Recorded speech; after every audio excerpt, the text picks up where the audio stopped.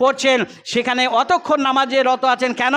আমার বিবি যতক্ষণ সুস্থ অবস্থায় না ফিরবে ততক্ষণ আমি নামাজ রত অবস্থায় থাকবো, আমি সালাম ফিরবো না। এখন নামাজ পড়া অবস্থায় বিবি সারা চলে এসেছে, আসার পরে দেখছে আমার স্বামী নামাজ পড়ছে। এখন ইব্রাহিম খলিল্লাহ নামাজ পড়া অবস্থায় হাত দিয়ে ইশারা করে জানাতে চাইলেন, নজর দেন নাই, তাকান নাই, হাত দিয়ে ইশারা মানে ঠিক হাতটা এরকম করছে, তার মানে ঘটনাটা কি? এটাই মানে বিবি সারা বুঝে গেল যে আমাকে জানতে চাচ্ছে বিষয়টা কি হয়েছে, কত দূর পর্যন্ত পৌঁছিয়েছে। এটা নামাজ পড়া অবস্থায় তিনি শুনতে চাচ্ছেন। কেন?